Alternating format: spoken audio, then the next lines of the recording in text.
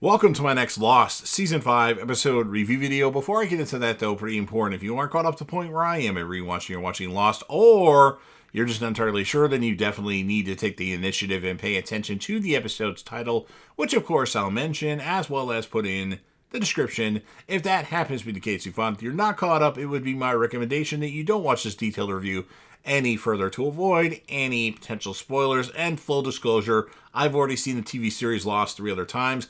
It's definitely in my top 5 favorite TV shows of all time. I wanted to rewatch the show to let it resonate, but I'm not the only one that's currently watching Lost. The legendary Crazy Coffee Man, who you see in my comment section for Breaking Bad, Lucifer, Dexter, Dexter New Blood, Dexter Original Sin, and some physical media related videos, is actually watching Lost for the very first time. So join us on the journey and let's discuss this awesome and amazing show in the comment section. However, I don't want to see any spoilers past this episode. So with all that said, this will be Lost, Season 5, Episode 11. The title of this episode is called Whatever Happened, Happened. And this will be my review reaction recap after just finishing watch the episode. Jin regains consciousness and finds Ben's bleeding body. He places him in the van and heads back to the barracks to try to save this kid's life.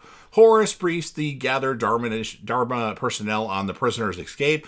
When Jack steps forward to ask questions, Horace regards him suspiciously and states that the prisoner must have had help, one of us, since no hostiles were seen crossing the fence. Roger approaches Kate and asks for her help operating a winch to move the burned Dharma van. Roger and Kate seem to have a connection as they talked. Jin arrives and as he carries Ben to get aid, Roger sees his injured son and runs after them. Before going back to the island, Kate carries an infant Aaron to the door of Cassidy's house. The two women reunite and Cassidy speaks of seeing Kate on the media coverage of the Oceanic Six. Kate reveals that Sawyer's whispered request on the helicopter was to find Cassidy and his daughter Clementine and make sure that they were cared for. She hands an envelope of money to Cassidy and talks to her about Sawyer, telling her the story of what really happened on the island. Cassidy says that Sawyer was a coward and only jumped off the helicopter because he couldn't face a future with Kate. Sawyer examines the security monitors. Kate approaches him to ask what happened to Ben. A suspicious Horace arrives and discovers them talking. Horace finds a janitor's set of keys still in the lock of the holding cell. He states that there are only 3 people with these kind of keys, including Roger and the new arrival Jack. Seeing that things are spiraling out of control, Sawyer orders Miles to keep Jack, Kate, and Hurley in a house and keep his eyes on them in order not to complicate matters. Sawyer approaches Roger to ask for his keys. Not finding it, Roger says he must have left them at the home. Juliet tries to save Ben, but he won't stop bleeding. In a house, Hurley and Miles try to figure out the consequences of Ben's shooting and time travel.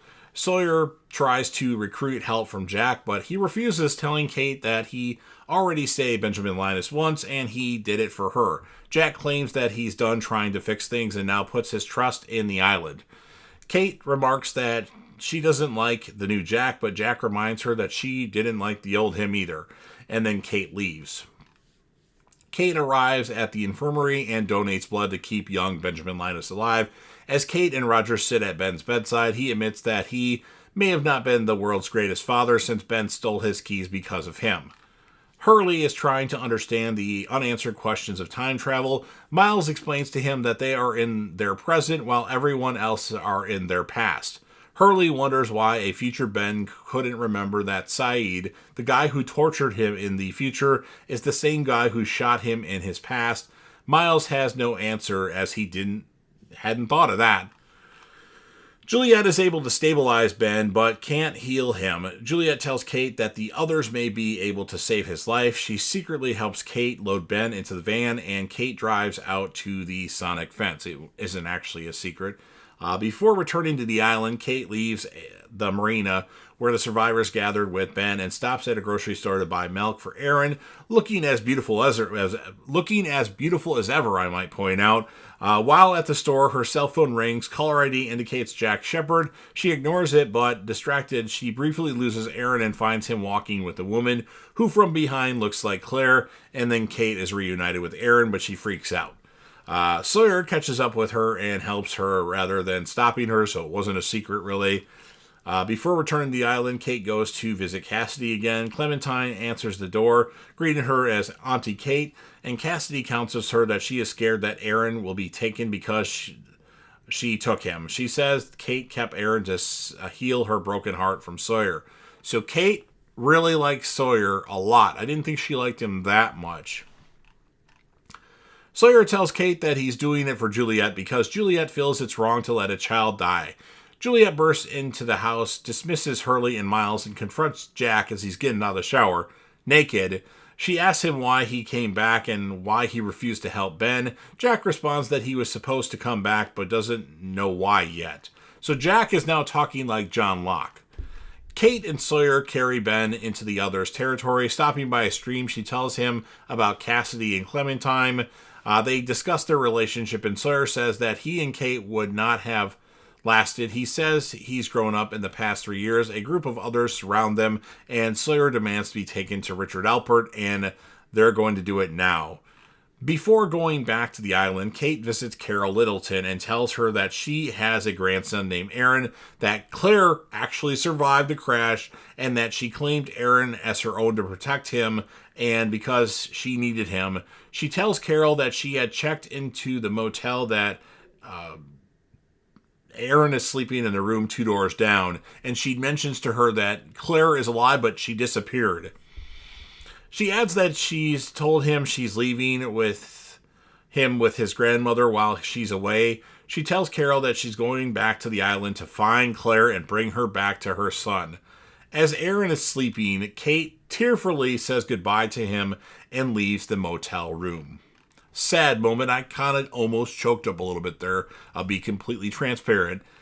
The others escort Sawyer and Kate into the jungle where Richard Alpert emerges. Richard recognizes Sawyer but asks why Kate is there. After Sawyer asserts that Kate is with him, Richard asks if the boy is Benjamin Linus. Sawyer asks if Richard and Ben have met, which Richard does not respond to.